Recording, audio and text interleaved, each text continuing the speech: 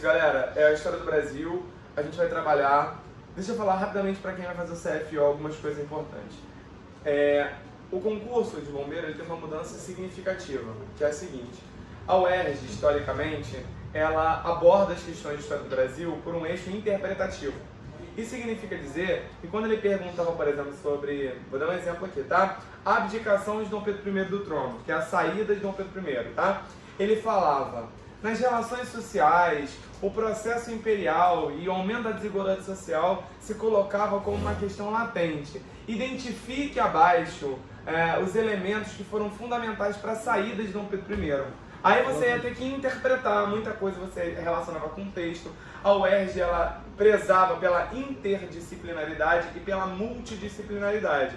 Então o que significa? Significa dizer que ela fazia relações com desigualdade social atual, favelização, urbanização, focava no social, tá? Ou seja, focava numa discussão, num debate social e sociológico.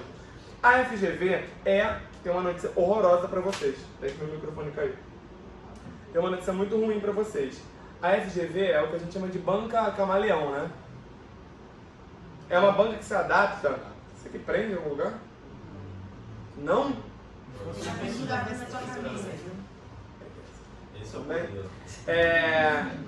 A gente tem uma banca camaleão. Uma banca camaleão é o seguinte, ela se adapta de acordo com as necessidades de cada prefeitura, enfim.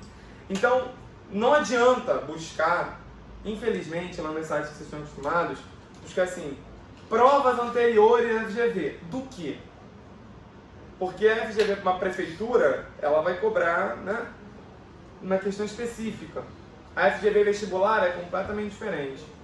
Então, o que a FGV tem que a gente pode identificar como regra? Não teve CFO pela FGV. Não teve CFO para a FGV, mas teve CFO em Minas Gerais e a gente teve CFO um pouco diferente, FGV Amazonas. E lá você teve história do Amazonas, do estado, que seria teoricamente o que vai acontecer aqui, mas eu acho que não. E aí por que eu preparei um material amplo assim? Porque mesmo se for história do Rio de Janeiro, faz sentido você ter aula de hoje, para você não perder viagem. Eu acho que não vai ser história do Rio de Janeiro, eu acho que vai ser história do Brasil, assim como foi em Minas Gerais, mesmo com bancas diferentes. Tá? E por que eu penso isso? Porque, tradicionalmente, os concursos mais difíceis de CFO são do Rio de Janeiro, de Minas Gerais e de São Paulo. E todos eles cobram a história do Brasil, e não a história do Estado. Então, isso fica a cargo normalmente da Polícia Militar, história do Rio de Janeiro, ou municipal, né? História de, sei lá, Araruama, Niterói, em Rio, enfim. Então, a gente vai ter a história do Brasil. Eu modulei as questões da FGV de acordo com as questões anteriores, com a minha experiência com a banca. A FGV é uma banca meio cruel. Então, ela vai fazer você ler, tá? Então, se você não gosta de ler, então a notícia é ruim para você. Você vai ler. Agora, o mais importante é saber se você vai ler um texto alegórico. Conhece o texto alegórico? Quando é aquela questão que tem 6 Enem, texto alegórico. 10 textos, não presta pra nada. Né? Só pra você, né, é um texto cansativo e tal. Não é que necessariamente não presta pra nada, mas serve pra você cansar, desestimular a leitura. Às vezes a questão não precisa nada a ver com texto, porque a gente chama de texto alegórico. Alegórico é aquilo que não é necessário. Né? Não é energia lendo, exatamente. E a FGV tem texto alegórico? Outra notícia ruim pra você. Raramente. Normalmente a FGV tem alternativas gigantescas, assim, sabe? Mudando uma coisa ou outra. E aí eu vou dar uns visus pra vocês, tá? Tem uma forma de você conseguir ganhar um maior número de acertos. E para quem vai fazer a prova de CFO, a dica é ir bem nas matérias que normalmente as pessoas não estudam tanto. Isso porque eu sou professor de história há mais de 10 anos, então te garanto que as pessoas sempre falam, a história eu tô tranquilo. Tranquilo, a gente vai de 1530, depois para colonial, até pelo menos 1990 com Sarney. Então, assim, não é pouca coisa. Garantir 10 pontos, 9 pontos, 8 pontos é uma vantagem muito grande que você tem, tá? Então, eu costumo dizer, antes na prova da UERJ, CFO, História e Geografia era base para você passar. Porque mais da metade da prova era História e Geografia, da objetiva.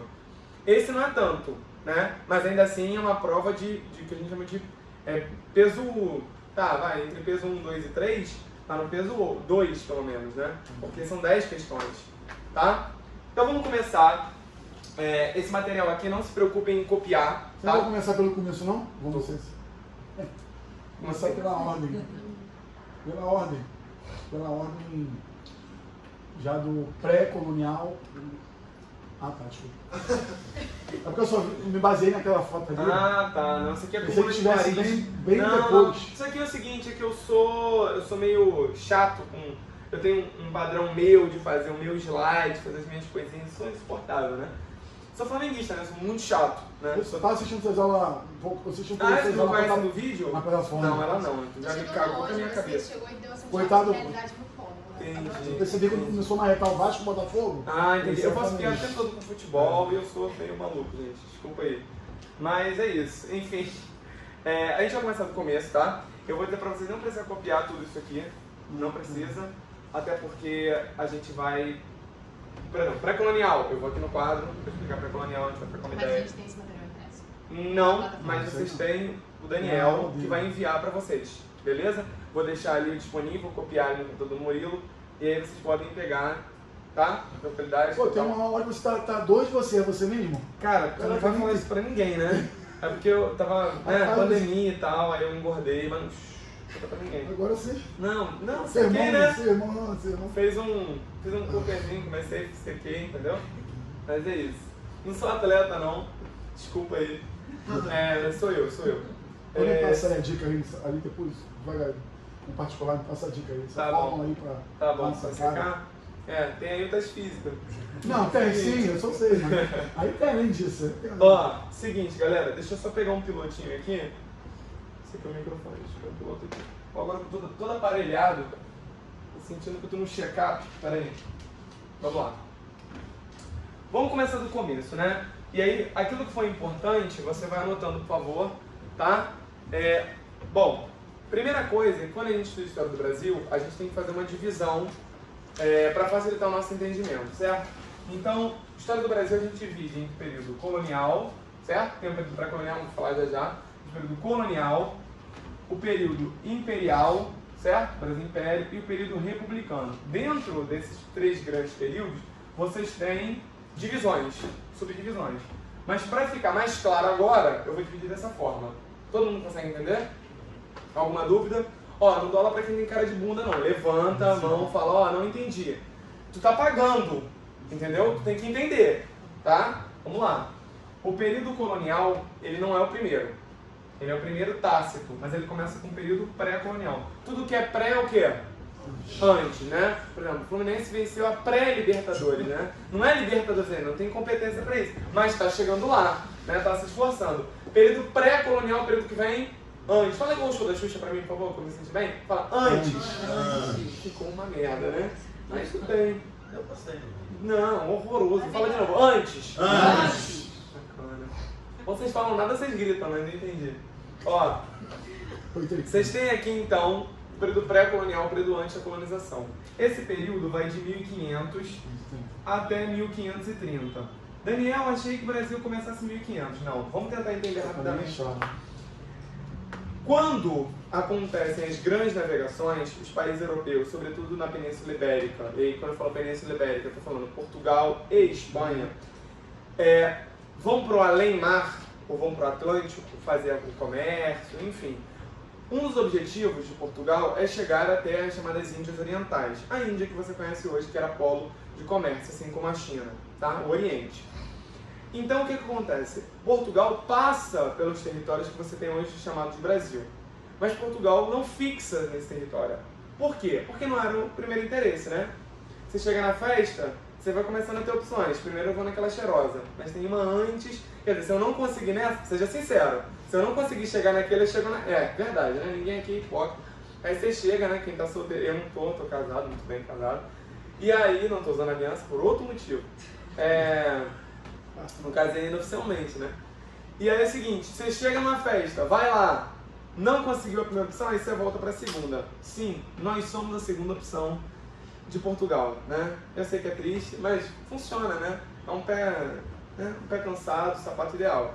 E aí, chegando na Ásia, Portugal tem alguns problemas e só a partir de 1530 Portugal volta para cá. Daniel, mas já tinha presença? Uma pequena presença. Mas o que é colonização de fato? Ocupar o território. Portugal só passa a ocupar o território brasileiro, então, a partir de 1530. Porque começa a acontecer um negócio. Quem não dá assistência... Então, se você não vai naquele aniversário de cheirosa em Campo Grande, né? Não vai lá na igreja, né? Tem aquilo, encontra comigo na igreja domingo, né? Acordar cedo, 7 horas da manhã para encontrar, tá rindo porque passa por isso. Chegou lá às 7 horas da manhã, mas é lá que ela vai encontrar o amor da vida dela, muito melhor do que você, não é verdade? Aí tu vai para Campo Grande, né? Vai para Campo Grande, 7 horas da manhã, vai para fazer aniversário de sobrinho. Por que tu vai tudo isso? Tu tem medo de perder, né? Porque no dia que você não for, é que vai aparecer aquele cara brabo, aquela menina braba. Então, o que Portugal está fazendo? Ele não ocupou o território, não ocupou o espaço, e aí começa França, Holanda, Espanha, e aí Portugal, percebendo o interesse e as invasões de outras potências marítimas europeias, ele passa a ocupar o Brasil, o território que você chama de Brasil, que não era Brasil ainda. Perfeito? Consegue entender? Então, o que motiva a ocupação de Portugal, por parte de Portugal, do território brasileiro, são as invasões europeias de outras potências. Então, só a partir de 1530 o Brasil é ocupado efetivamente. Uma coisa efetiva é de fato, né? Então, assim, Portugal só passa a ter interesse real na ocupação do território a partir de 1530 por conta da invasão de outras potências europeias marítimas. Isso está claro? Sim. Está claro, turma? De verdade? Então, beleza. E aí é o seguinte, você tem aqui, e hoje a gente vai passear pela história do Brasil. Claro que alguns detalhes vão faltar, mas a minha tarefa é dar o máximo de história do Brasil para vocês, tá? Passar uma ótima visão, destacar os pontos principais, tá? Fazer alguns exercícios da banca e ter o grosso, né? Ter pelo menos uns 60% a 70% da prova. O Brasil, então, depois do período chamado pré-colonial, para ocupar efetivamente, você precisa se organizar. Não dá para ocupar de qualquer forma. E aí, eu vou pedir para você anotar, se puder, que você a primeira forma de organização do Brasil colonial se chama capitanias hereditárias. Posso pagar aqui, né? Beleza. Capitanias hereditárias. Prestem bastante atenção. Olha o nome. Fala. Você escreveu aí, 3 partes que começa, né? Isso. Na verdade é a divisão colonial, imperial e republicano. E aí é o seguinte. Capitanias. Capitanias vem de que nome? Porra, gênio. Provado. É isso, né? Capitania vem de capitão. Hereditária é aquilo que passa de quê? Ou de mãe para filha. É de geração para geração. Perfeito? Então o nome, isso é muito importante. Eu sempre falo isso para os meus alunos. Sempre. Quem entendeu a matéria, começa do começo, entendendo o que significa a palavra. Tá? Então assim, capitanias hereditárias. Se você não soubesse nada, você já ia entender que tem a ver com uma relação de poder, de capitanear, de comandar, e de geração em geração. Caraca, eu já tenho metade da resposta aí. Tá? Então, o que são as capitanias hereditárias? O território brasileiro, que não tem nada a ver com o nosso território hoje, era muito menor, né? Muito menor, oficialmente. Mas era dividido por estado ou por estado? O nome é capitania. As capitanias são essas faixas territoriais que dividem aqui, ó. E aí nós temos entre 13 e 14. Por que não tem um número fixo? São os estados. Porque alguns historiadores identificam algumas como capitanias, outros não. Tá? Nada é 100%, como diria minha avó. Nada no mundo é 100%. Só a morte, né? E uma vitória do Flamengo sobre o Vasco. Sempre. Certo. 2 a 1 agora, você foi mais. Mas é Flamengo, não tem jeito. E é o seguinte, você tem aqui. Tá chateado? Tá tranquilo? Teu Botafogo? Jamais. Tu é Vasco? Misericórdia. Tem que passar na CFO mesmo, né? Tu tem mesmo que passar. Né? Porque eu, assim, cada gol do Flamengo vai levar um pouco mais sofrimento, mas esse Vasco. Doideira de assistir. Doideira. Não, sacanagem. Inclusive, respeito até ter língua vascaína. Só não mora perto de mim. Ó, tem aqui então as faixas territoriais, tá? Essas faixas territoriais, galera, são chamadas de capitanias. Consegue entender? Sim. Elas são feitas a partir de doações. Então Portugal fala assim, bom, precisamos ocupar um espaço, porque quando você coloca gente, né?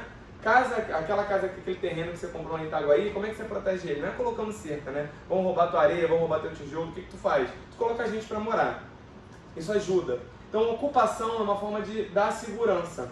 Então, o que Portugal faz? Doa as terras, né, para determinadas pessoas. Essas pessoas são chamados homens bons, né? Que nem sempre são bons, não é verdade? Esses homens bons, na verdade, são homens médios. O pessoal da nobreza, mais ou menos? Não, foi uma galera bem ruim, viu? Vou te falar, Não que a galera da nobreza seja boa também, né? Mas assim, não, é uma galera assim, como é que eu posso te falar? Alguns são pequenos furtos institucionais, né? Uma galera maneira. E é o seguinte, essa galera vem pro Brasil, tá? Vem toda ela pro Brasil para ocupar essas faixas territoriais. Esse processo, galera, presta bastante atenção que isso aqui basicamente define o que são as capitanias hereditárias. Ela divide uma porção de faixa territorial, igual um chocolate quebrado em várias partes. Isso é centralizado ou descentralizado? Descentralizado. Porque eu peguei uma parte inteirinha e você fez o quê? Dividir. Então as capitanias hereditárias são conhecidas por descentralizar o poder. Cada capitão donatário, então, ele tem esse poder. Ele é dono da terra? Mais ou menos. Ele é o possuidor da terra, cada um aqui na sua. Ele pode, tudo que ele plantar, tá lá, plantou, pode colher. Ele pode organizar da forma como ele quiser. Então não tem centralização. Cada um faz o que quiser. E uma parcela do que ele produzir ou conseguir, seja ouro, prata, ele repassa para a coroa portuguesa. Consegue entender? Beleza. O problema é o seguinte, né?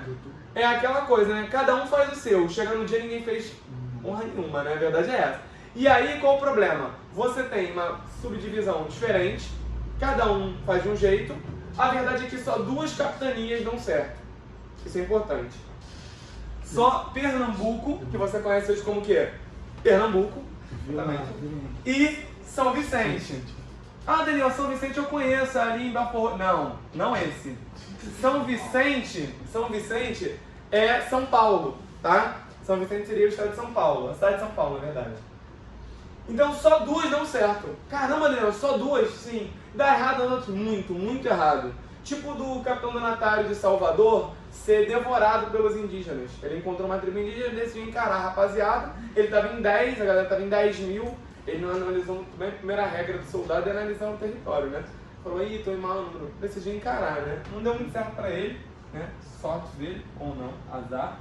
Enfim, o ponto é, só essas 2 dão certo.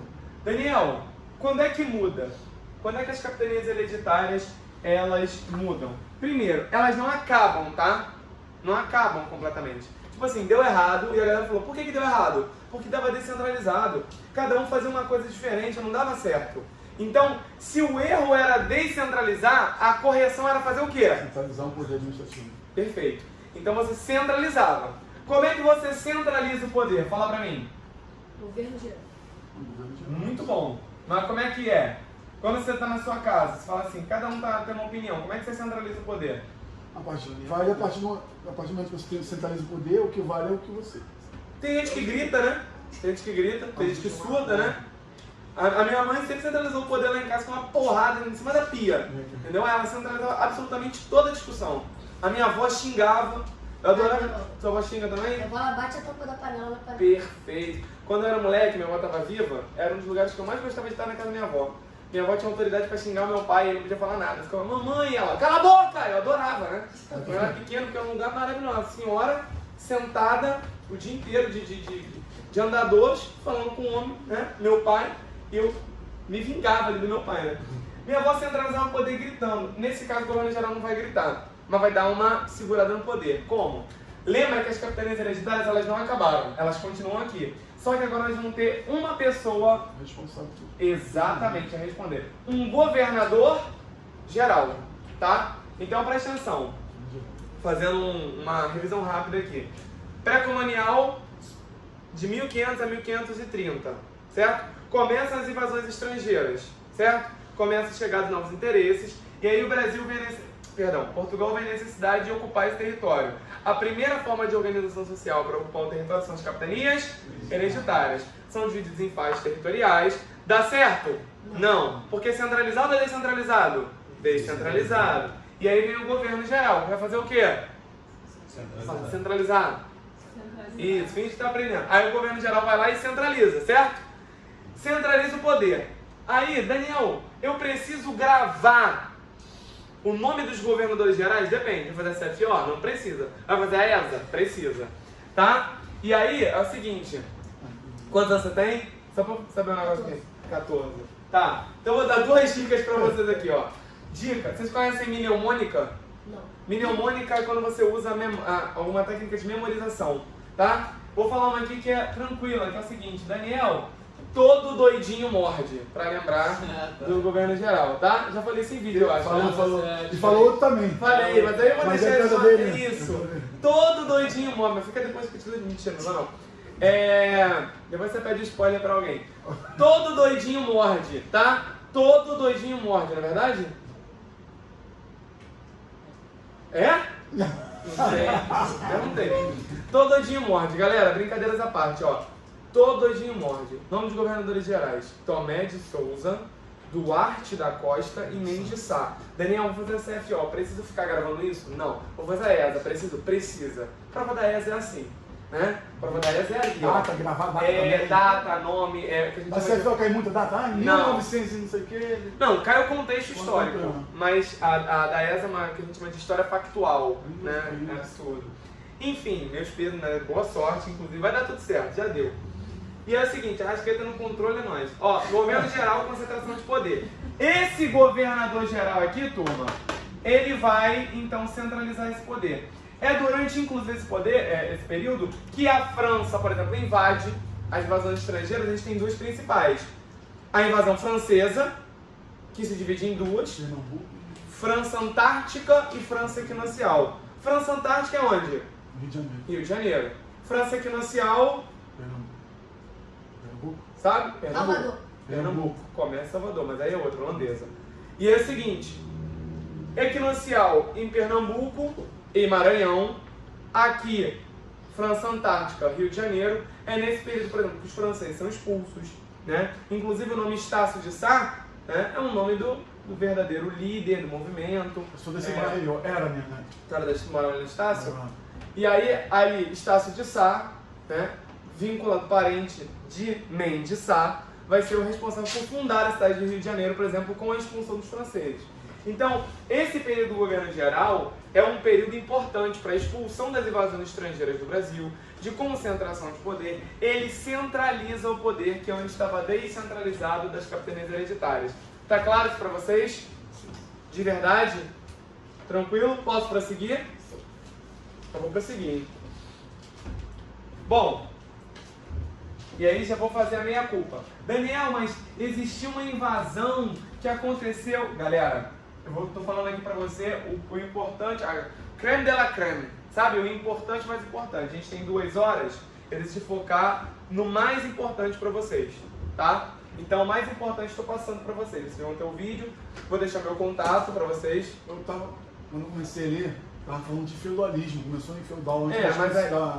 Vai cair? porque a gente então... Eu tenho que entender aquilo Eu acho, como a gente não tem um edital, creio eu, pelo histórico da FGV e das provas da CFO, que a gente vai ter uma prova de história do Brasil com alguns temas importantes de história geral, que a gente chama, né?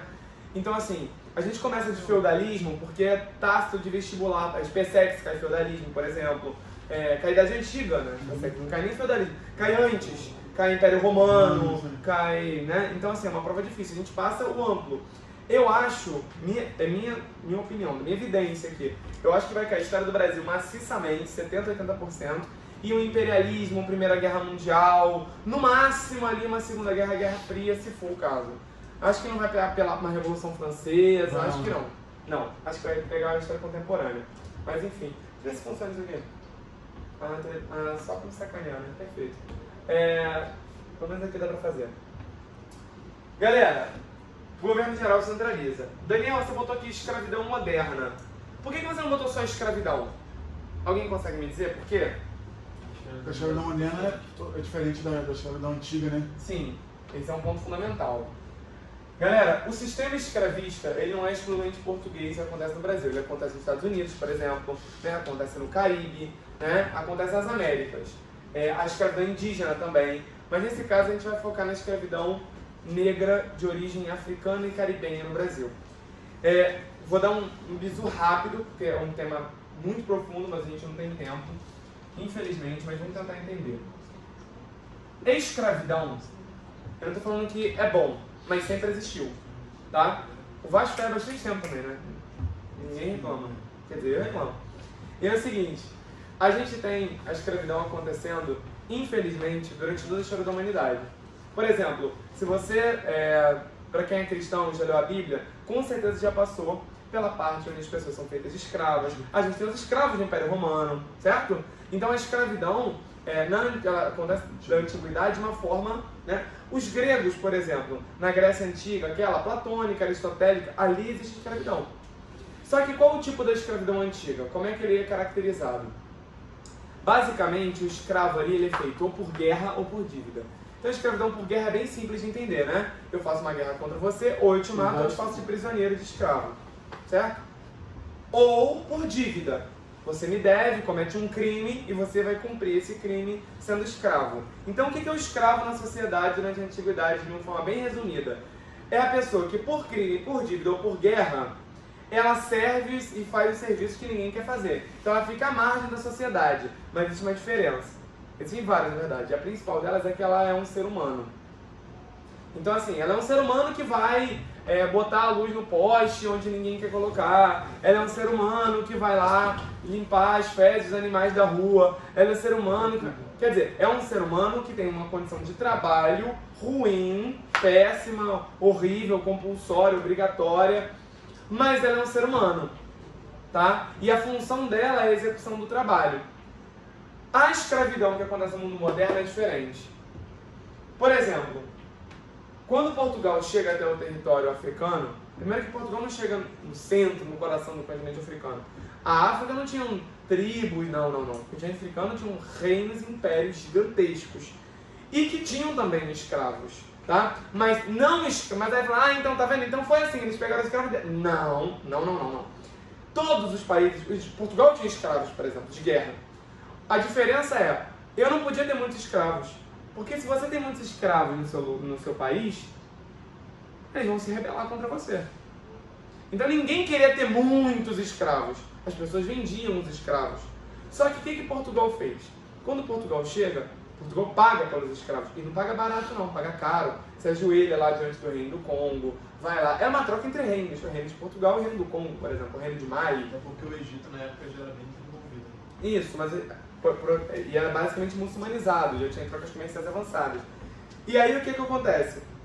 Qual é o ponto de virada aqui que torna a coisa abjeta? Já era abjeta, a escravidão é uma coisa abjeta, mas o que torna o tráfico atlântico?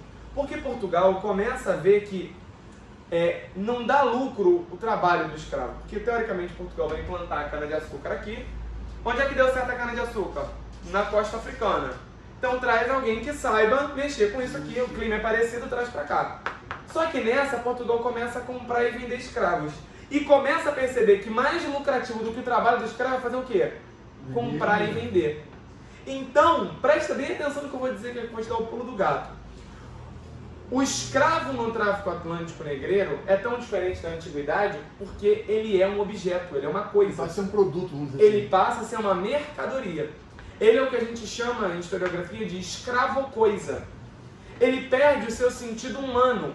Então você não compra um escravo para que ele trabalhe no lugar. Você compra como quem valoriza o imóvel. Você entende? Você compra e vende. A compra e a venda do escravo é lucrativa, como se fosse um mercado de ações. Então no período moderno é bem pior do que a antiguidade. Porque o período moderno já é um período que a gente entra na... Por exemplo, o que é a estabelecimento do capital, né? Do capitalismo como todo sistema global? Tornar tudo mercadoria. Tudo se torna mercadoria. Você está tendo uma aula aqui, você está pagando e eu estou te dando um produto. Até minha aula é um produto no sistema capitalista. Certo? E o escravo entra nessa lógica. Então, por que Portugal lucra tanto? Porque é isso que dá lucro. Beleza, está dizendo que a cana-de-açúcar não dá lucro? Não é isso. Mas as pessoas tinham um escravo como quem tinha um carro, como um artigo. E vai achando você que se alguém perdesse... meu escravo fugiu, você achou um escravo na rua e bateu nele, tá tudo certo? Não, é igual como se fosse arranhar no meu carro. Eu vou na delegacia e falo, bateu no meu escravo. O escravo é um produto. Tem, gente, o Pelourinho é um mercado de escravos. O centro do Rio de Janeiro, todo o cais do porto é permeado de escravos. Então, essa é a grande diferença. Na antiguidade, o escravo é um ser humano, e veja bem, eu não estou dizendo que é bom ser escravo. Eu estou dizendo que existia uma diferença. Existe uma diferença. Essa diferença é, a escravidão ela tinha um propósito utilitário, digamos assim, né? Então eu tinha o escravo por guerra ou por dívida. O escravo aqui ele é um produto. Por ser um produto, ele não tem nem características humanas. Então ele não tem alma, ele não precisa ser enterrado, ele não é gente, ele não fala, ele não ama, ele não sente dor, você entendeu? Então a compra e a venda do escravo, por exemplo, a gente vai ver agora o ciclo do açúcar, do ouro. Mas, por exemplo, o açúcar faz isso aqui, ó, tá lá em cima. Aí depois tem a crise do açúcar. O ouro, pior ainda, faz assim e rapidamente desce. O café faz assim e vai um pouquinho mais. E a escravidão? Assim, ó. Ela é estável. É o mercado econômico que mais se mantém. Porque quem é que vai, por exemplo... Ah, mas por quê? Porque quem produz o açúcar? A mão de obra escrava. Quem é que produz o ouro? A mão de obra escrava. E quem é que tem a lavoura de café? Então a compra e a venda do escravo é a principal fonte de renda do Brasil colonial. O tráfico atlântico negreiro é considerado o maior crime da história da humanidade. Mais do que o Holocausto. Porque o Holocausto foi terrível e durou entre 40 a 50 anos no máximo. A gente está falando de 350 anos. 350 anos. Tanto que o Brasil foi um dos últimos países a abolirem a escravatura. O último. Que isso, cara? Até hoje, cara. Então, mas aí a gente entende que oficialmente, né? Porque foi em 1888, 1889 é a República. Mas é considerado o maior crime da história da humanidade. Não vou entrar no métier, porque a gente não tem tempo, infelizmente. Mas tem aula, eu tenho aula sobre escravidão, sobre tráfico negreiro. Fiquem à vontade, vou deixar meu contato também. Apesar de estar muito atarefado, eu tento dar uma atenção, ou tento indicar um vídeo que eu mostro. Às vezes é muito difícil para responder e-mail, mas eu tento, juro. Enfim, a mão de obra escrava então se torna mão de obra escrava negra de linha africana. Isso acaba com aquele mito daquelas pessoas que dizem o seguinte: ah, mas por que não indígena? Simples o motivo, muito simples. Não era lucrativo comprar mão de obra de um lugar que já estava aqui. O tráfico atlântico fazia com que Portugal comercializasse entre África, Europa e América. Não tem a ver com uma pessoa, entendeu? Não tem a ver com a... Porque olha só... Ele comprava lá por um valor e vendia aqui. Revendia para a Europa por outro, e comprava por outro. Então é o seguinte, o valor não estava... Alguém deve ter trabalhado em um momento comprando e revendendo produtos. Você não ganha pelo produto em si, você ganha pela relação de troca. Entendeu? Por isso que acaba com aquela ideia de falar assim, não, os negros foram escolhidos por... Não, porque eram melhores, eram mais fortes para ser escravo. Vem cá, alguém tem força para ser escravo? Então entra numa Smart Fit e leva todo mundo. Essa galera é boa. Gente, ninguém tem biotipo de escravo, né? Ou então pior, tem a justificativa de mas os indígenas não são preguiçosos. Tu não quer ser escravo meu não? Apanhar a vida toda, não ter vida, não ter nada, ser estuprado, violência no seu corpo? Tu é preguiçoso, pô. Sabe? Então, essa é só pra deixar claro uma coisa que é muito simples. Ninguém escolhe ser escravo ou tem biotipo ou corpo para ser escravo. O simples fato de Portugal fazer tráfico negreiro é simples. Comércio e dinheiro. Compra e venda numa relação triangular entre Caribe, Europa, África e Brasil. Beleza? Tanto que, por exemplo, os espanhóis não fizeram tráfico negreiro direto, faziam escravidão indígena. O Brasil teve escravidão indígena, mas ela não era tão lucrativa assim na compra e na venda de escravos. Olá. Mas ali no açúcar, o ouro e o café não era indígena, não? Também era a partir do açúcar, mas acaba. Por quê? Porque também tem uma falta de conhecimento. Agora, por que eu digo para ensinar essa primeira parte que é importante entender que não tem a ver com biotipo? Vou dar um exemplo. Tradutores, bibliotecários, rainhas, são pessoas que foram trazidas. Porque em determinado momento Portugal comprava e vendia. Em determinado momento, quando o negócio ficou maluco, quando estourou a ideia do tráfico negreiro, Portugal invadia e raptava crianças. E em vilarejo pegava todo mundo. Não eram os escravos de guerra, que o rei, não. Era qualquer qualquer pessoa. Trouxeram para cá pessoas que falavam 12 línguas, eram bibliotecários do rei, passou a ser escravo. A revolta dos malês, os portugueses prendem um escravo que fala latim melhor que o português, pô, que é uma língua latina. Fala 12 línguas, que conhece matemática algébrica, porque ficou indiscriminado. Portugal não estava comprando escravos como fazia a Grécia. E eu não estou falando que está certo a Grécia, eu repetir de novo. Estou dizendo que a escravidão é algo concordável, não é. Mas estou dizendo a diferença, onde é que está o salto, e não um salto qualitativo, né, um salto pejorativo nisso tudo. Porque é um sistema que mercantiliza a vida. E aí, a gente tem, claro, as revoltas chamadas coloniais, tá? E eu separei algumas revoltas importantes para a gente dar uma olhada. Insurreição Pernambucana, Guerra dos Emboabas, Mascates, Conjuração Mineira e tem a Conjuração Baiana também, tá? Mas eu separei essas primordialmente. Entendi uma coisa, você disse que Portugal ele cometia como se fosse sequestro? Ele entrava, chegava na África e pegava... Vamos supor, eu chego no Reino do Benin. Comprar escravo custa dinheiro. Portugal via ali uma possibilidade. Se você pode comprar um carro a 10 e vender ele a 30, é interessante. E se você pagar 0 no carro? Mais interessante aí. Mas 100% tinha de... guerra por isso? Tinha umas rebeliões, tinha resistências.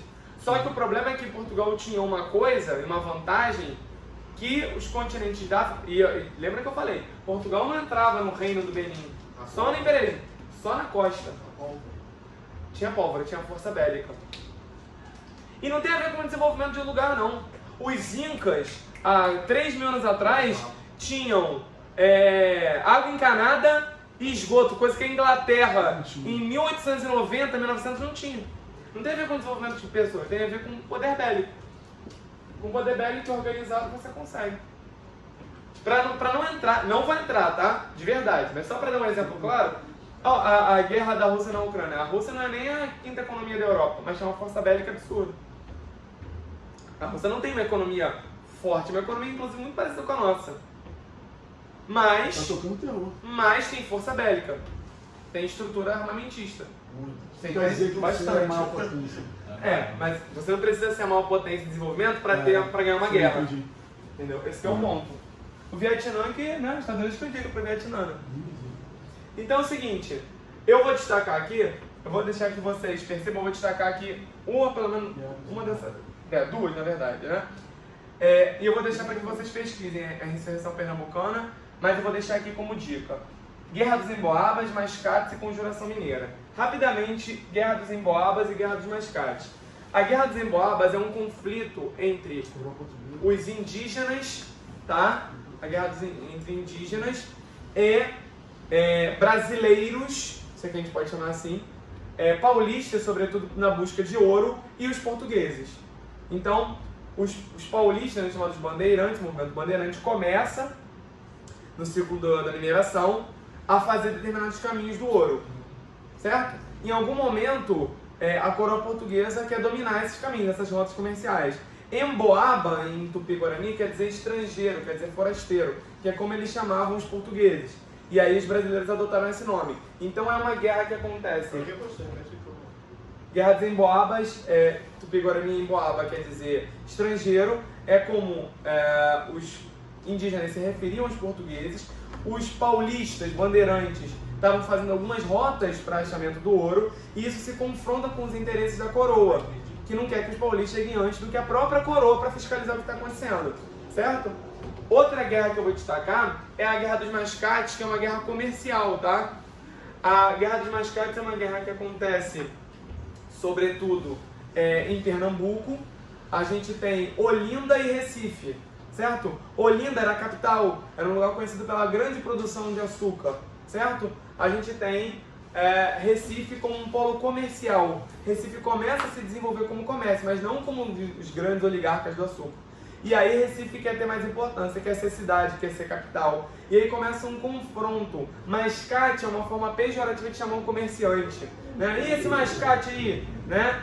E aí a Guerra dos Mascates é uma guerra de interesses entre Recife e Olinda por prestígio colonial, tá? A conjuração mineira e a baiana, apesar de serem parecidas, não são iguais. E eu vou explicar por quê. A gente já está falando do final do Brasil colonial, né?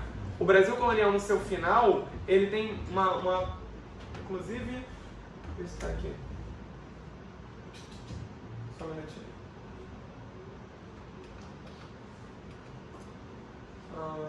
Ok. Faltou um negocinho aqui, mas tudo bem. Faltou um negocinho aqui, mas tudo bem. Não tem problema não. Tá, não tem problema não. Eu vou falar aqui de boca. A gente tem a conjuração e a conjuração mineira e a insurreição baiana ou a conjuração baiana. A gente tem um ponto importante, que é o começo do Brasil Império, né? Que é a busca cada vez mais incessante por independência e autonomia. Durante esse final, sobretudo a partir do ciclo do açúcar e do ciclo do ouro, o Brasil começa a ganhar determinada autonomia financeira, sobretudo baseado no trabalho escravo, tá? Então a gente tem os barões do açúcar, a gente tem os donos dos cafezais, a gente tem as grandes empresas, as companhias de exploração de ouro, né? Uma diferença básica entre a economia do açúcar e do ouro é que o ouro permitia enriquecimento rápido, né? Mas também... E o declínio foi muito rápido porque o nosso ouro era de aluvião, ou seja, o ouro só na superfície. E aí o que acontece? Cada vez mais a gente tem uma autonomia, uma elite econômica surgindo no Brasil.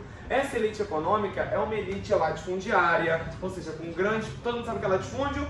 Vamos lá. Latifúndio é um grande espaço territorial controlado por poucas pessoas, tá?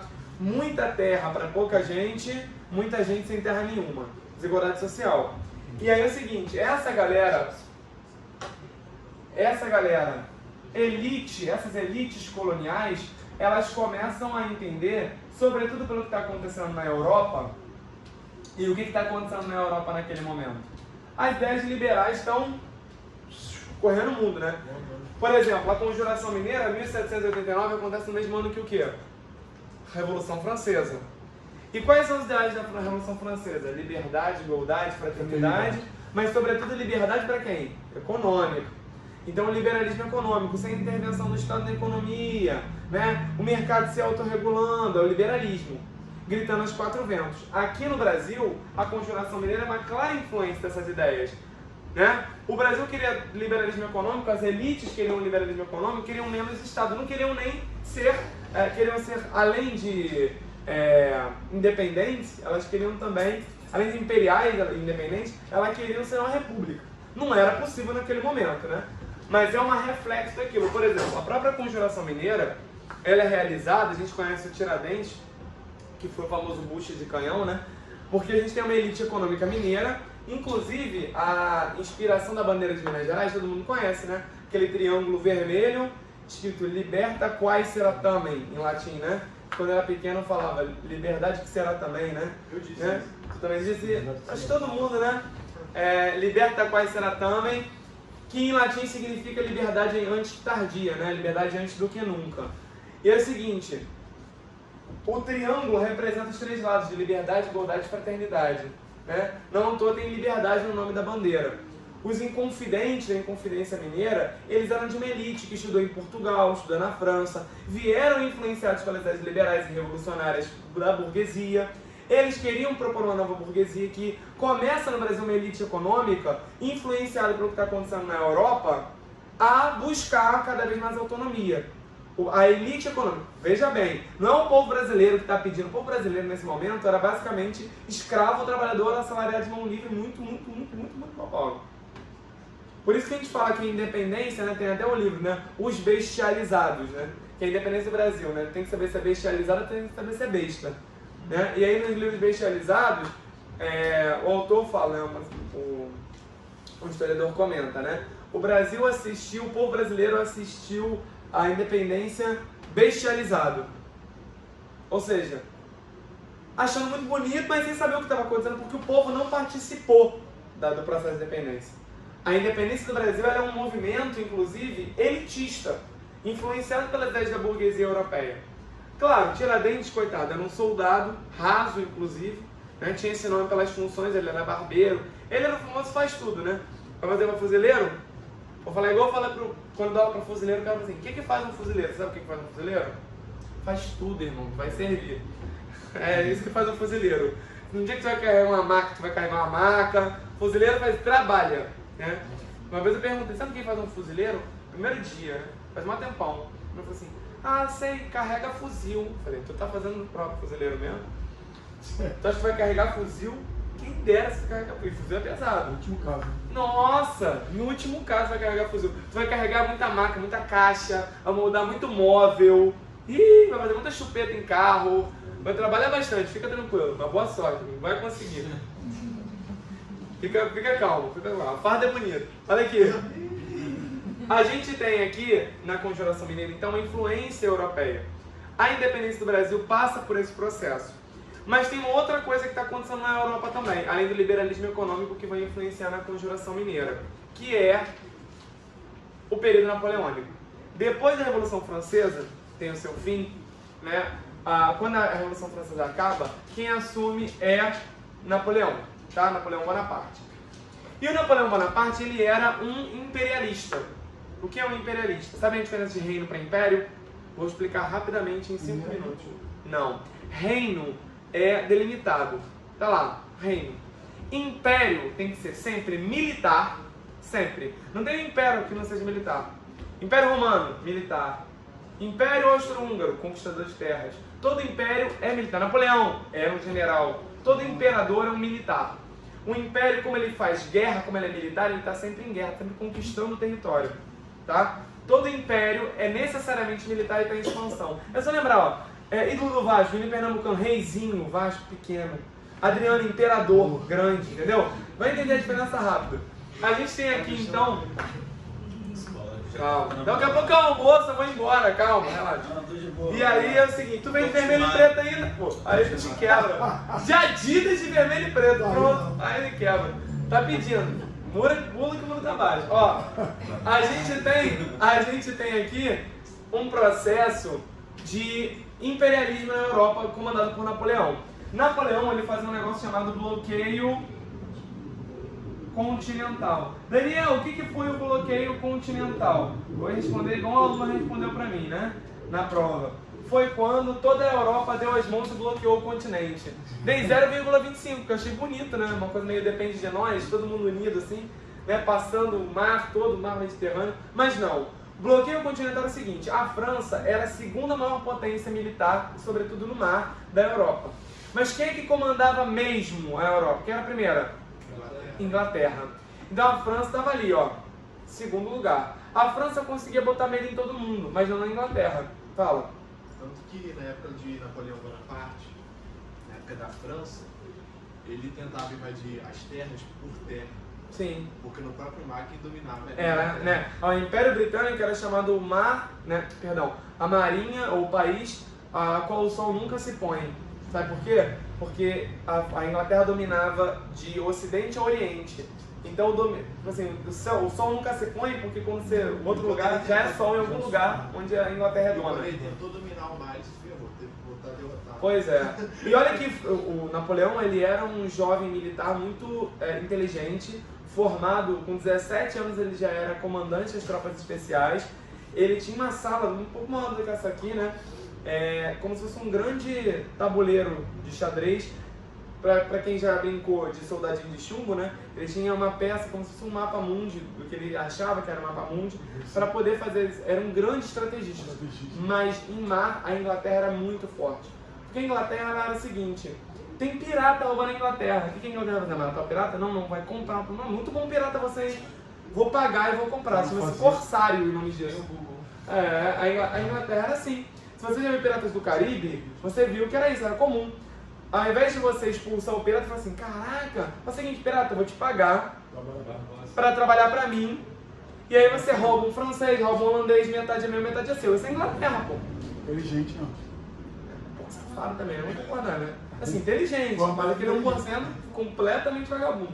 E aí é o seguinte, a Inglaterra comprava, dominava o mar, né? E aí o que a França fala? Bom, se eu for enfrentar a Inglaterra hoje, eu não tenho como enfrentar, certo? O que eu vou fazer então? A Inglaterra é potente, mas o que alimenta a Inglaterra? O comércio. Porque não tinha Uber, não tinha avião, helicóptero e até hoje a forma de transporte por mar é uma das mais utilizadas.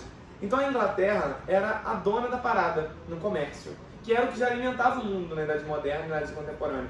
Então qual é a forma de quebrar alguém? Você não possa atacar a pessoa. É bloquear, é impedir que alguém comercialize. Né? Olha o que os Estados Unidos fez com Cuba na Guerra Fria, até hoje.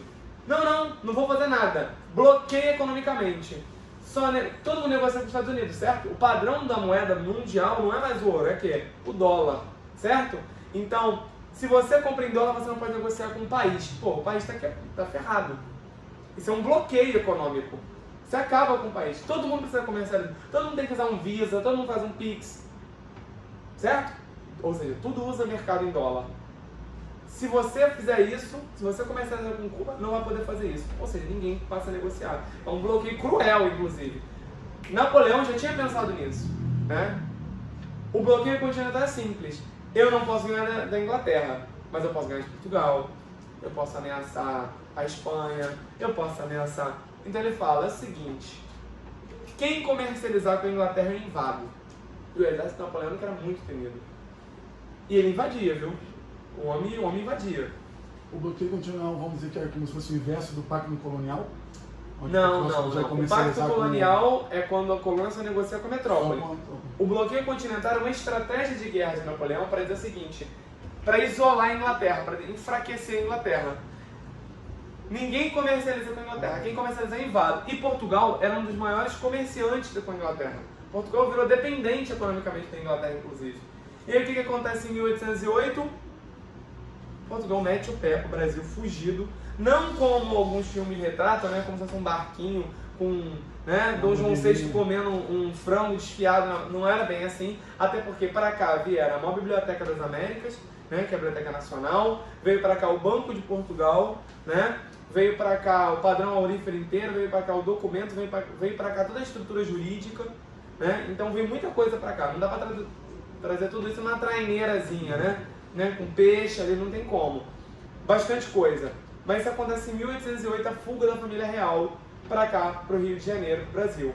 Por quê? Porque Napoleão invade de fato Portugal e domina por lá, onde é seu irmão José. Sempre me revoltou muito esse negócio, né? Eu, se eu fosse José, ia ficar revoltado. Não tem o nome de Napoleão e seu irmão José. Mas que merda! Né? Napoleão e José. Não que José não, mas José Napoleão, sabe? Mete um nome maneiro aí no negócio, mas tipo, Napoleão, Bonaparte e José. Bem estranho isso, né? Achei meio sacanagem. Mas enfim, esse movimento traz a família real pra cá. Quando a família real chega aqui é o seguinte, vai chegar, galera, um milionário, um bilionário na sua casa. Ele vai querer usar o teu banheiro? Ele tá refugiado. Ele vai querer usar o teu banheiro? Não do jeito que ele tá, né? Deixou o banheiro arrumado? Não parece, ficou nervoso. Ele vai querer reformar o teu banheiro, assim. Sabe aquela visita? Fala assim, não, é como se a visita chegasse e falasse, ah, tá bom, ela tá refugiada, tá se escondendo, tá? Já tá no erro. Aí chega lá morando na tua casa e fala assim, acho que eu vou reformar esse banheiro aqui. Aí ela vai, mete no Blindex, aumenta o tamanho do vaso, pra ficar confortável, né? Tá. Aí chega no teu quarto, legal, mas eu queria uma cama king size. Não, uma cama queen. Então ela tá fazendo melhorias na sua casa, mas não é por você. Por ela. Daqui a pouco ela vai querer... Que ela que faz o fluir. E aí é o seguinte, quando a família real chega no Brasil, Biblioteca Nacional, Teatro Municipal, banco, mas por quê? Porque é interessante pro povo brasileiro, porque é uma estrutura, porque eles sentiram no coração que era hora de dar uma apaziguada na colônia? É claro que não. É porque o próprio rei está morando aqui. Então ele vai transformar disso aqui em uma metrópole. Por isso que a gente fala, a partir de 1808, quando a família real vem para o Brasil e acontece a abertura dos portos, né? Ou seja, acaba o pacto colonial, o Brasil passa a comercializar com a Inglaterra, por exemplo, várias melhorias acontecem. Mas essas melhorias acontecem por quê? Porque o rei está morando aqui. O Brasil é uma colônia com áreas de império. Tanto, isso leva, né? Portugal, em algum momento, Napoleão vai cair. E aí, o que acontece a partir de 1820? A galera começa a falar, cadê o rei? E o rei tá aqui. Dom João VI já, porra, amigado com todo mundo, né? Trocando ideias, jogando aquele fute. E aí, tranquilo. Já estava estabelecido, Quinta Boa Vista, Pan, Praia, Serra, Petrópolis. Rapaziada, tranquilo aqui. E ele fala, pô, não, acho que eu não vou voltar não. E aí acontece na Revolução do Porto. Como é que é? tu não vai voltar. E aí começa o negócio da BO, né? Começa a dar BO quando ele não volta. Porque aqui o Brasil dá pra ele a elite econômica. É isso, o povo que se lasca. Ele tem aqui uma elite cafeeira, ele tem aqui uma elite cafeicultora, ele tem os barões do açúcar, ele tem uma elite econômica que quer que ele fique, que quer que o padrão fique. E ele faz o seguinte: não, eu vou. Quando ele chega lá, fala assim: não, a gente não quer você não, porque você é velho, a gente quer teu filho, pô. Daqui a 10 anos tu capota, eu quero filho. E o filho tá aqui, Dom Pedro I. E aí Dom Pedro I, que já se desenvolveu economicamente, politicamente aqui, já ingressado com os interesses da elite econômica do Brasil, sobretudo a elite do açúcar e do café, ele olha e fala: quer saber, independência ou morte? E aí a gente começa o nosso processo de independência. A proclamação da independência do Brasil é um acordo entre Dom Pedro I e as elites econômicas brasileiras. Tá? Então é um jogo de interesse. Não foi assim, não, vou ficar... Não, não foi nada heróico. Pouquíssimo heróico. Pouquíssimo. Foi tipo, tô sem escolha. Mais do que isso, aqui é mais interessante politicamente. Em Portugal ele ia ser cobrado por diversas coisas. A elite burguesa de Portugal e comercializante de Portugal ia cobrar ele determinadas coisas que aqui no Brasil ele não ia ser cobrado. Pelo contrário, aqui ele tinha a possibilidade, e esse é um ponto importante, de ser o que ele foi no primeiro reinado, um absolutista. O Estado sou eu. Acordei mal, o Brasil tá mal. Acordei bem, o Brasil tá bem. O poder concentrou todos na mão dele. A gente vai ver isso em Brasil Império daqui a pouco. Beleza? Galera, com certeza faltou alguma coisa, tá? Com certeza faltar de alguns aspectos. Mas, como o objetivo aqui é dar uma bisurada total, fazer, grosso modo, explicar de acordo com as questões da FGV, eu vou deixar vocês avisados de que lá no... Tanto eu quanto o Glauco, que é outro professor de História, temos aulas lá na plataforma do Super Concurso. Eu dei Brasil inteiro no Super Concurso. Então, se você acessar lá, tem desde pré-colonial até Dilma, FHC. Você falou aqui de mineração, né? Período minerador, por exemplo, eu falei bem pouco. Seria só sobre os bandeirantes, entradas e bandeiras, ocupação do território. Tem bastante coisa. Vamos dar uma olhada aqui na primeira questão, que é uma questão da FGV de 2012. Tá? O tráfico negreiro. Estão conseguindo ler? Não? Então vou ler para vocês. Deixa eu ver se eu consigo aumentar essa tabela aqui. A tabela é a seguinte. Aqui é 1551. Paga a luz, por favor. Acho que fica melhor se pagar a luz. Melhorou alguma coisa? Nada, né? Ficou um lixo do meu jeito, tá bom. Então, acende a luz, pelo menos agora eu vou ver a cara bonita. Obrigado. Apagado é melhor? Tava? Então apaga aí de novo. Severino. Ninguém mandou sentar aí. Aqui, ó. Aqui a gente tem 1551 a 1575, vamos lá, galera, um crescimento do quê? Aqui é o tráfico negreiro, tá? Brasil está em verde, América Espanhola, que era toda essa região dominada pela Espanha, América do Sul, Peru, Argentina, Bolívia, Colômbia, tá? América Britânica, que seria os Estados Unidos até determinado momento. Então você tem Brasil de verde, tudo a dominação da Espanha de amarelo, e as Antilhas, que é a América Central, Cuba, Honduras, Caribe, de roxo. Olha o crescimento de 1551 para o que acontece em 1760. Né? Olha a quantidade. E aqui lidera Brasil e aqui provavelmente Estados Unidos, né? Que a América Britânica é o território dos Estados Unidos. Todo esse território aqui. Houve um crescimento absurdo, né? Exponencial. Em mais ou menos 200 anos, passou de mais de pouco 0%, né? Da tabela do zero, até 350. Tá? A gente está falando de milhares de escravos. Beleza? Tranquilo.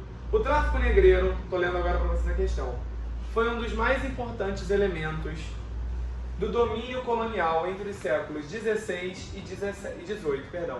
A mão de obra escrava proveniente da África foi empregada nas principais atividades desenvolvidas nas colônias americanas, por iniciativa dos Estados europeus. Considerando os dados fornecidos pelo gráfico, é possível afirmar sobre a economia colonial nesse período. Letra A. A utilização de escravos africanos na América Espanhola cresceu em escala progressiva e acompanhou o aumento da extração de prata e de ouro até o final do século XVIII. Vou repetir. A utilização de escravos africanos na América Espanhola cresceu em escala maior, né, progressiva. E acompanhou o aumento, lembrando que a América Espanhola está de amarelo, e acompanhou o aumento da extração de prata e de ouro até o final do século XVIII. Letra B. A introdução de escravos africanos nas Antilhas Francesas, que estão de roxo lá, né, estava associada à produção canavieira, né, de açúcar, desenvolvida por holandeses após sua expulsão por Pernambuco na metade do século XVII. Letra C. Os governantes ingleses impediram o tráfico de escravos em suas colônias e estimularam, em contrapartida, o desenvolvimento do povoamento europeu nos territórios americanos sob seu controle. Letra D. A utilização de escravos africanos no Brasil ocorreu apenas com a descoberta do ouro e pedras preciosas na região de Minas Gerais no século XVIII. Ou letra E. O número de escravos africanos trazidos do Brasil foi sempre superior ao volume de escravos trazidos das demais áreas coloniais referidas no gráfico. E aí, galera?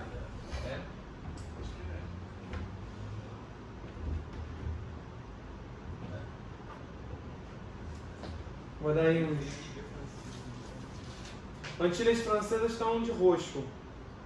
São ali Caribe, Cuba, Nicarágua, Honduras, todo o território da América Central ali. Não seria porque a América Britânica é maior, né?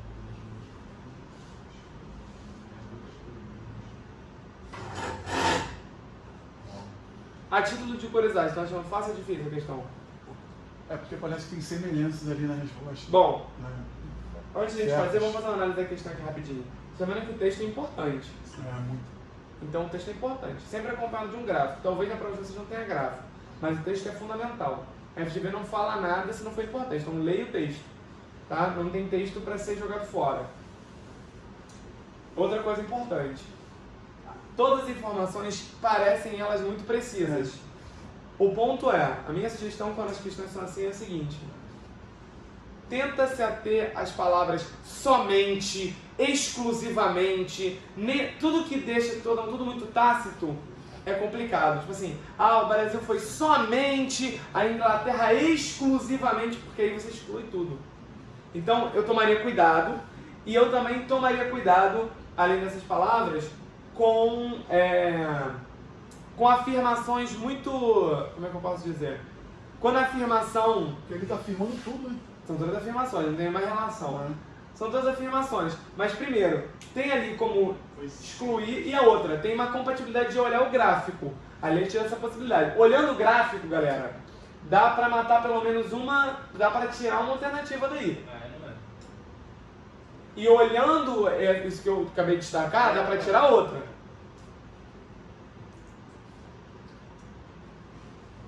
A B tá não é.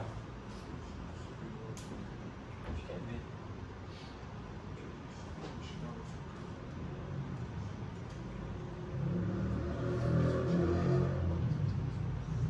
Vamos lá?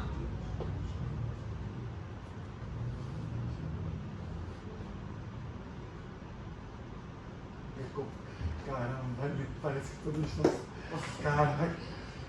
Porque não tá... A FGV não é uma deixando- banca fácil, não. Ele não pergunta pra você responder aquilo, ele pô. Vamos lá? E aí, quem acha que é letra A, por gentileza, levanta a mão. A, alguém? Aí, Letra B, alguém acha que é letra B, levanta a mão. Algumas pessoas. Letra C, alguém? C. Algum tricolor aí? Não? Letra D. Alguém acha que é letra D? E letra E? Alguém acha que é letra E? Você acha que é? Que é A. E você? a B não é. E qual que é? Tem que marcar agora no cartão de resposta. Eu tô em dúvida entre a A dica é sempre não muda. Eu sempre dou essa dica. Então, chega no cartão resposta, tá em dúvida? Não muda. Não. Tem gente que faz a prova inteira, chega lá, tô com dúvida. Vou mudar na última, não muda. porque Se errar, errou. errou. Não muda. Porque se mudar, pode mudar pro errado. Eu sempre acho que muda pra pior. Mas na prova, acho que você é mais cansado. Mas enfim, acende a luz aí, por favor. Resposta certa, letra B de bola. B. Aí, Vascaíno, a B. Põe tanto conhecimento de B. Ah. A introdução dos escravos africanos nas Antilhas Francesas está associada à produção canavieira desenvolvida... Calma, vamos lá. Como Jack Stripador por partes. Olha aqui. Letra A. Primeiro porque não é. A utilização de escravos africanos da América Espanhola cresceu em escala progressiva e acompanhou a extração de prata e ouro até o final. Eu desenhei aqui, ó, a extração de prata e ouro fez o quê? Subiu e... Então foi até o final do século XVIII? Não foi. Então não pode ser letra A. Letra C. Os governantes ingleses impediram o tráfico de escravos? Não, claro que não. Olha como é que a América Britânica está aqui no século XVIII, lá em cima. Então não pode ser letra C. Então não impediram nada, não impediram nada. Letra D. A utilização de escravos africanos no Brasil ocorreu apenas com a descoberta do ouro? Falamos que não, né? Ela acontece lá na cana-de-açúcar. Letra E. O número de escravos africanos dentro do Brasil foi sempre superior. Olha o primeiro gráfico. Sempre superior. América Espanhola, maior, de amarelo, maior do que o Brasil de verde. Resposta letra B. Daniel, o que eu tinha... Pode ser, mas agora vamos tentar ir pela letra B mesmo? A introdução de escravos nas Antilhas Africanas Francesas à produção canavieira. Bom, sabe que a França foi expulsa lá de Pernambuco, né? E você sabe do Maranhão. E você sabe que os holandeses também foram expulsos e produziam açúcar. Sabendo disso, você podia não saber que eles foram para as Antilhas Francesas. Podia não saber. Mas sabia que eles tinham sido expulsos. Era uma verdade que você tinha. Então era um ponto real. E você sabia também que está associado à produção de açúcar. Então eu sabia duas coisas. Foram expulsos de Pernambuco e produziam açúcar. O resto podia te deixar em dúvida. Mas por eliminação você conseguia tirar as outras. Quando eu falei, é isso aqui, ó. Ó, cadê? Apenas. Olha essa palavra aqui, apenas. Foi o que eu acabei de falar. Exclusivamente, apenas, somente. Essas palavras normalmente são as questões erradas. Normalmente. Porque é muito exclusivo. Tá te induzindo a eu também. Porque ela tem uma resposta até mediante certo, ela parece muito certa, mas aquele apenas... Já muda tudo. Ela invalida a tua questão para qualquer outro debate. Entendeu? Acharam o que? Médio? Eu daria uma nota 6, 7. Mas a questão interpretativa também conta muito. O que vocês acharam? Médio? Médio. E você achou? Eu daria acho médio. Acho que eu não passaria uma questão dessa para um ensino fundamental. O médio seria como? Se você falou que é diferente. Primeiro que não tem letra E. Né? O ERG é a letra D. Segundo que é o ERG, eu acho que o ERG ia fazer esse texto aqui. Ia perguntar diretamente. Ela ia colocar o seguinte, eu acho que o ERG ia focar no crescimento e no declínio do tráfico negreiro, ia facilitar. E aqui na questão ela ia colocar o seguinte, ela ia perguntar, tem uma questão muito parecida com essa aqui, só que é o contrário, ao invés de ela perguntar do crescimento, ela fala do fim. É para você identificar quando acaba a escravidão no Brasil. E aí ela mostra um gráfico declinando e pergunta sobre o que está se tratando, por que em 1850 acaba de cair. É mais fácil, do meu ponto de vista, porque você sabe que existia em 1850 a Lei Eusébio de Queiroz, que proibiu o tráfico negreiro. Ela teria menos fala aqui, ó, menos linha, seria mais objetiva na colocação. E teria um texto menos pesado do que esse.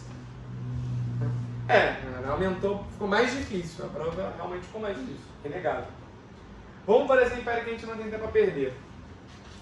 Bom, passado de Brasil colonial a Brasil pré-colonial, caramba, rapaz, vou chamar isso aqui de Vasco. Toda hora cai. Caramba, rapaz, isso é difícil demais. Vou colocar atrás da orelha aqui, ó. Se filmar, mano, não tô fumando não, tá? Ó, Brasil Império. Brasil Império também é dividido em 3 partes, tá? O Brasil Império, ele é dividido em primeiro reinado, período regencial e segundo reinado. Lembra disso, Gorgonoide, cara pálida? Lembra disso, por quê? Porque normalmente os alunos falam, associam Dom Pedro I, primeiro reinado, Dom Pedro II, segundo reinado. Só que entre Dom Pedro I e o filho Dom Pedro II, ele era molecote, não pôde assumir período regencial, tá? Então, existe essa, digamos, divisão clássica do Brasil Império, beleza? Quem foi reino nesse meio período? Entendi. Durante o período regencial, a gente vai falar. Porque na época, eu acho que ele tá com 6 anos, né? Então, ele não tinha idade suficiente, começa com 6 para 8 anos, não pode assumir. E aí é controlado pelos regentes. A gente vai falar sobre a regência. Regência trina provisória, regência trina permanente, regência una do Padre Feijó, regência una de Araújo Lima. A gente vai conversar sobre isso daqui a pouco. Primeiro reinado. Assumiu Dom Pedro I, bacana, legal. Terminei colônia falando como é que acontece, né? Dom Pedro I tem uma característica muito importante que você vai anotar aí, que ele é centralizador, cara. Ele é centralizador. Ele centraliza totalmente o poder. Tanto que o Brasil, lá na Constituição que ele faz, né? Ele faz uma Constituição, claro, favorecendo a aliança com o latifúndio, com os grandes donos de escravos e produtores de açúcar. Na Constituição dele, primeiro, a galera faz uma Constituição pra ele, o que ele faz? Fala, pô, muito bonito, muito bacana, agora eu vou rasgar e jogar no lixo.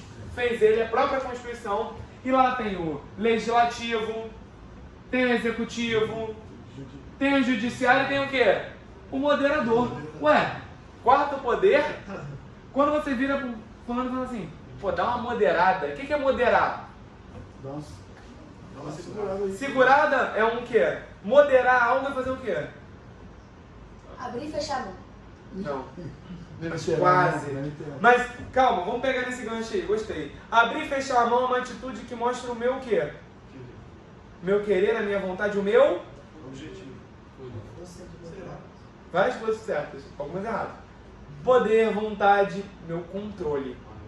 Moderar algo é controlar algo. Se controla, modera, de forma moderada, de forma controlada, administrada. Então o poder moderador, esse quarto poder, na prática o que ele fazia? Controlava os outros três. Invalidava, né? A divisão dos três poderes é justamente para o cara que fez a lei não poder julgar e não poder executar. Aí que Ele não, ele controlou, né? Pois é. Então, o poder moderador, exatamente, o poder moderador era o quarto poder que na prática dava todo o poder para quem? Para Dom Pedro I. Então ele era um grande absolutista, ele queria concentrar o poder, e isso foi uma marca do governo do primeiro É reinado. tipo hoje ter essas divisões, né, legislativas e executivas. Mas não tem moderador, não. E ter uma lei, sei lá, ou alguém que ele fala, ó, Que evita, né? exceção aos governantes, né? Como se fosse isso, é. Tipo isso. Não, Não, isso não. não é isso. Não. Ele tira o poder. Se fosse Esse exceção- jogo. Eu vou colocar uma coisa aqui. Vários de vocês não pegaram, por exemplo, já ouviram falar que durante a ditadura militar houve os interventores? Os interventores não eram governadores, eles eram eleitos para intervir no lugar e ficar sem eleição, tá? Então, quando a gente fala poder moderador, é diferente de ter uma lei que entra em conflito. Cara, juridicamente, a lei, ela dá brechas. Isso que você falou é uma coisa que acontece em qualquer Constituição. A lei é falha, infelizmente. Ela é falha, ela é criada por homens, que são falhos, ela é falha. E são conflitos legais. É diferente de alguém chegar e falar o seguinte, não. Entendeu? Negava mesmo. E negava. Ele é o rei, ele tem o poder moderador. Fala assim, ó, Dom Pedro I, olha só, esse cara aqui, ele fez isso, pela lei tem que ser culpado, o ano tá aqui, já foi julgado, tramitado, tá aqui a execução. Ele fala, quero jogar na praia agora, então acho que não. Entendeu? É diferente. É exercer um controle total e absoluto sobre todo o sistema legal. Desde o sistema que julga, o que cria as leis e o que executa. Mas não tinha nenhuma resistência ao poder dele, tipo. Tinha aí, meu vilão, que você pegou bravo. Ah, né? Se Tinha. Olha como é que termina o negócio aqui, não termina muito bem não. Então é o seguinte, a gente tinha um processo de resistência, a galera não gostou muito. Mas pra quem era latifundiário, tava tranquilo, tava fechado com o homem, né? Beleza. Daniel, poder moderador, sempre cai, tá? Aliança com o latifúndio, Guerra da Cisplatina. Ele já não começa muito bem, porque ele domina aqui, o Brasil já começa na M. Por quê, Daniel? Porque assim, eu sou independente. Você tem 14 anos, qual é o teu nome? Pedro. Pedro. Pedro tem 14 anos. Você chega e fala assim, mãe, eu sou independente. Ah, mãe. Aí, na sua cabeça você pode ser o que você quiser, pode até astronauta. Mas você só vai ser independente mesmo se alguém reconhecer a sua independência. Então, quando eu saí de casa, você pode sair de casa, você sai de casa, mas você não paga as suas contas, você não, né? Você é independente. Não, você mora sozinho, existe uma diferença, né, das duas coisas, pode ser os dois ou não, né? Você está namorando com alguém, certo? Mas só na sua cabeça, então não está namorando, né? Muita gente faz isso, inclusive. Você faz isso? E aí é o seguinte, na sua cabeça já até casou, né? Já planejou, já tem móvel planejado, tem cozinha pronta, enfim, já estão casados viajando. Mas esqueceu de falar, né, pra pessoa. E é o seguinte, na sua cabeça você é o que você quiser, mas pra você ser algo, você precisa ser reconhecido, certo? Então, por mais que você seja independente, alguém precisa reconhecer a independência, isso custa dinheiro. Então o Brasil paga a Portugal, olha que doideira, né? O Brasil paga a Portugal como se fosse uma indenização pela sua independência. Tá achando que é assim? Falei que era acordo, né? Falei que era acordo. A Espanha, né, nos movimentos espanhóis, não. A independência aqui a corda comeu, cantou. Porque o Brasil ele passa por um processo, galera, muito estranho. O próprio colonizador proclama a independência. Dom Pedro I é português, pô. Diferente do que acontece. Como é que quando você se questiona sobre patriotismo, nossa, por que os argentinos são tão malucos, né? No futebol gritam, os uruguaios, os chilenos. Porque o reconhecimento da pátria, até na sua independência, é lutando contra o colonizador. O cara veio aqui, dominou meu território. Por mais que eu não seja eu mesmo, eu lembro das minhas raízes indígenas, eu lembro do meu povo, luto e expulso o colonizador. Aqui no Brasil a independência é um acordo entre a elite e o próprio colonizador, por interesses. Então é diferente. É difícil saber o que é ser brasileiro. É difícil. É difícil. O brasileiro tem falta de identidade nesse sentido. E aí é o seguinte, já não estava muito bem, começa a oprimir, começa a gerar uma série de problemas, rebeliões, porque a galera não aceita não. Ele controla todo o poder, então ele quer escolher todo mundo, né? Ele quer escolher o governante, ele quer escolher o governador de tal lugar, de tal província, e começa a governar e centralizar o poder. Isso começa a dar M, né? E aí ele fala, quer saber? Guerra da Cisplatina. A Cisplatina é a região que hoje você conhece como entre o Rio Grande do Sul e o Uruguai, a República Oriental do Uruguai. O Brasil teve uma relação conflituosa com a Espanha para decidir quem ia ficar com aquele território. Eventualmente trocou por uma parte da América do... né? Perdão. Trocou com um pedaço da região norte do Brasil. Enfim, decide-se que o Brasil vai tentar ficar com aquela região da Bacia do Prato, que hoje você chama de Uruguai, Bacia do Prato. E aí, o Brasil vai lá, na Guerra da Cisplatina, tentar abocanhar o CETEM. Convoca uma guerra. O Brasil falido, com crise econômica, acabou de ser independente, quer dizer, mal pago, o Brasil convoca uma guerra. Uma guerra é guerra, deixa ser. Gente, guerra custa dinheiro. Existe uma coisa que se chama esforço de guerra. Aí eu vejo uma pessoa falando assim, eu queria que o Brasil entrasse numa guerra. Tipo assim, sabe quando um país entra numa guerra, o esforço de guerra fala o seguinte, sabe o dinheiro que vai para a saúde, para a educação? Ele recomenda, a coisa mais importante no momento é a guerra. O esforço de guerra é pegar toda a economia e focar na guerra. Exatamente. Aí o Brasil entra na guerra e perde. Quer dizer, nem para ganhar a guerra do Pedro ganha. Quer dizer, vai contra toda a vontade da população, porque assim, a gente está falando de guerra com uma palavra. Várias pessoas morreram. Existe um sofrimento, existe pô, essa guerra não vale a pena, uma guerra que não vale a pena ser lutada. Mas ele quer afirmar o seu poder, o Brasil perde a guerra, e no mesmo ano da derrota da guerra, inclusive, lá em 1824, acontece a chamada Confederação do Equador. A Confederação do Equador é quando vários estados, províncias, na verdade, no Nordeste do Brasil, liderados por Pernambuco, você tem Rio Grande do Norte, você tem Paraíba, você tem Alagoas, todas essas províncias se unem e decidem falar o seguinte, a gente vai se juntar e vai se tornar independente do Brasil. Vamos fazer uma constituição inspirada na independência do Equador e da Constituição Equatoriana. Mas esse nome também tem a ver porque esses estados ou províncias estão diretamente na linha do Equador. Então, a Confederação do Equador é quando essas províncias decidem, então, ter autonomia. Galera, vamos embora, Dom Pedro I tá maluco, vamos embora, aqui a gente faz uma própria unificação nossa e vamos embora. Porque estava acontecendo uma coisa parecida na região da América do Sul. Né? A independência dos países da América Latina, ele é através da expulsão, né? O nome Libertadores da América, inclusive, que a gente chama ao nome da competição, é em homenagem a Simão Bolívar, né? Se eu fugiu completamente. Simão Bolívar, não vou lembrar o nome do candango. Pois bem, são dois candangos. Simão Bolívar é o principal deles, tá? São Martín. Simão Bolívar e São Martín são os dois principais responsáveis, porque eles fizeram o seguinte: era um exército da América do Sul. Então eu saía, expulsava os espanhóis da Colômbia, levava a galera para o Chile. Expulsava a galera dali, ia para o Equador. Então eles são os libertadores da América. Eles passavam pelo exército expulsando os espanhóis. Tá? No Brasil foi diferente, muito diferente. Inspirados nessa ideia, a galera da Confederação do Equador decide fazer isso. Dá certo? Não dá certo. Né? São altamente reprimidos, né? Você tem ali uma repressão absurda. Claro, com a Guerra da Cisplatina, com a Confederação do Equador, com o poder moderador, é a receita né? Em 1822 até 1831. Acontece a Noite das Garrafadas. E o que foi a Noite das Garrafadas, galera? Muito simples. A Noite das Garrafadas foi quando a galera preparou uma festa no Rio de Janeiro para Dom Pedro I, estava voltando de Minas Gerais. A galera preparou uma festança para ele. Quando a galera descobre que é uma festa para Dom Pedro I, a galera fala assim: ah, ele tá vindo aí? Então porrada vai comer. E aí, antes dele chegar, já tem confusão entre a galera latifundiária que tá, né? Tipo o cabo eleitoral do vereador: não fala mal dele assim, né?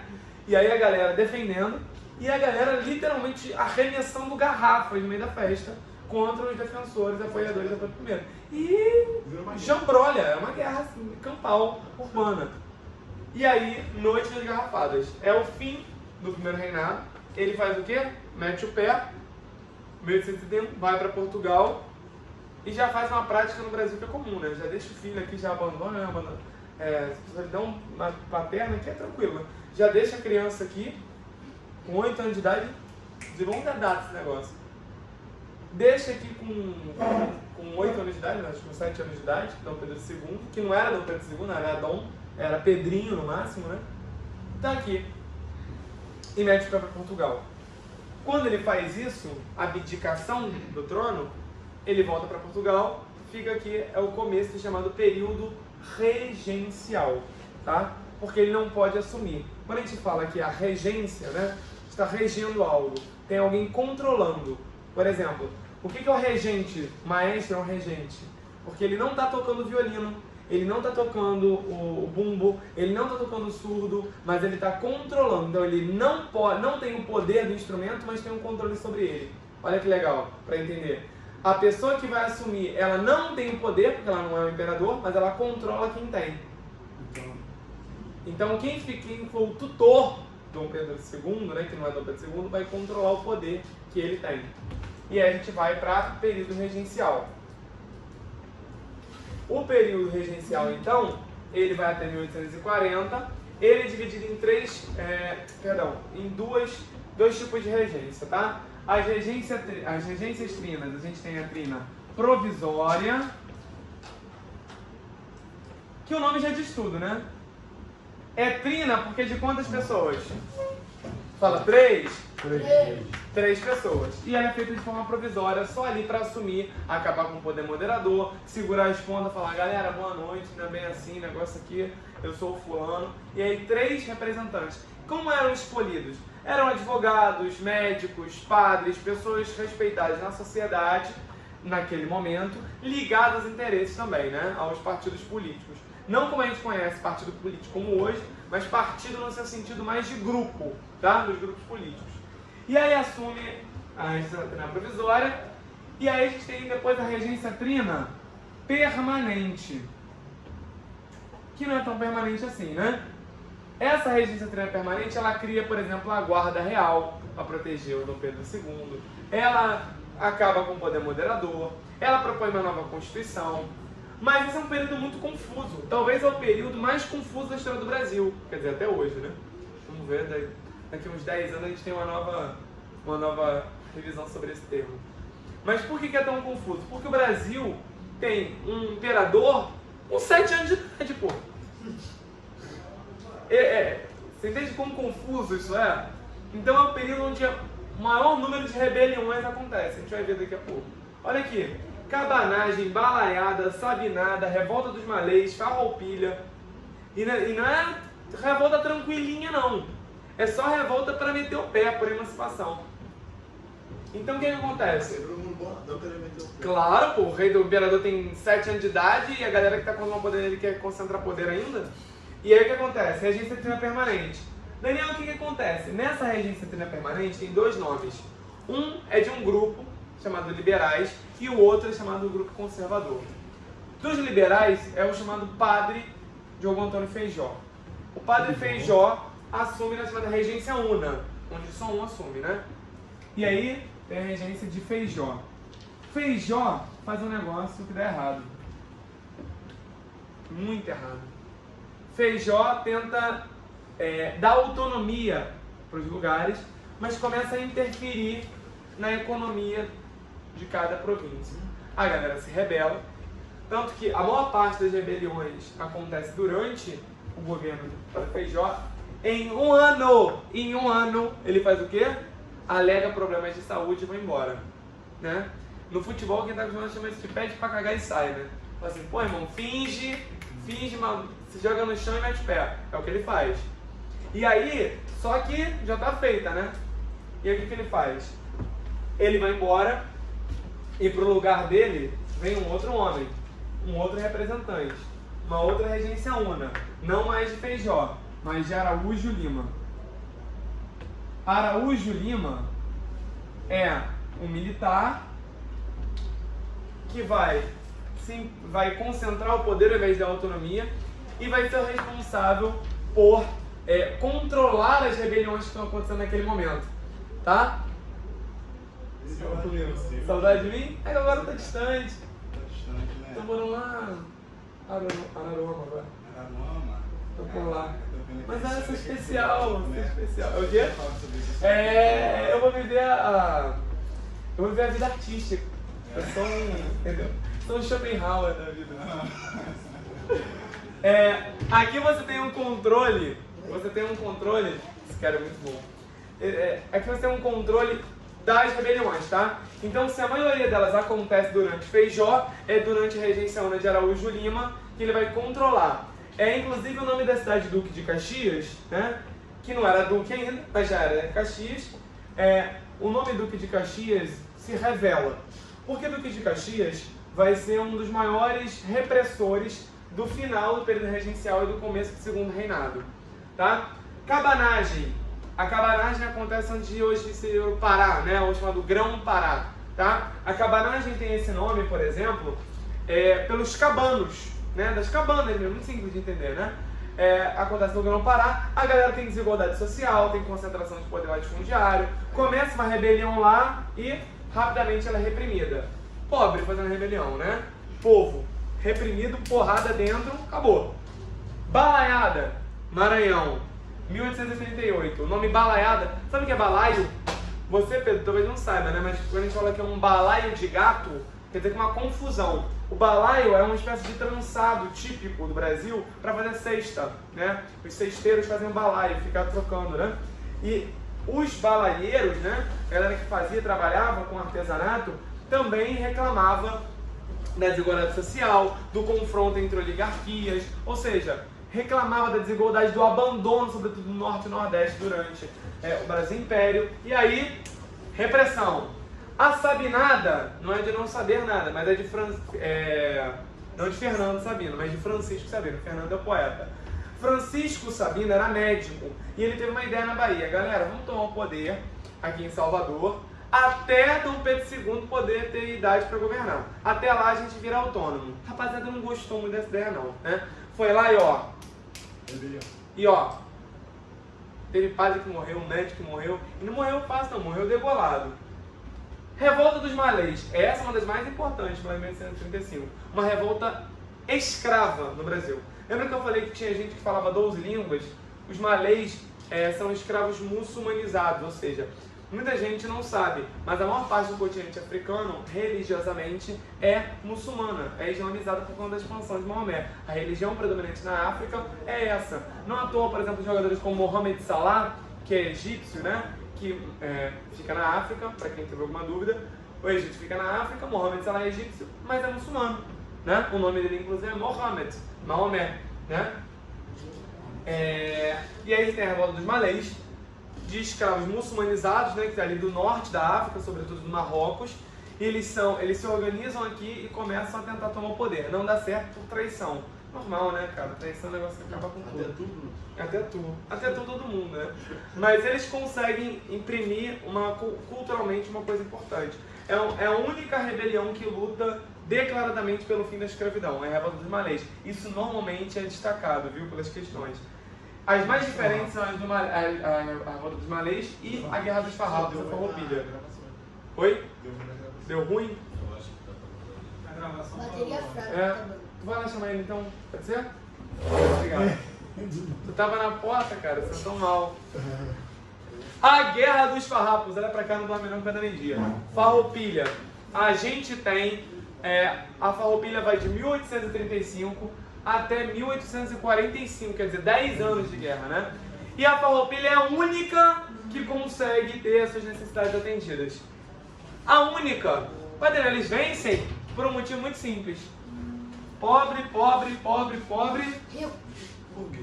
latifundiário, dono de terra.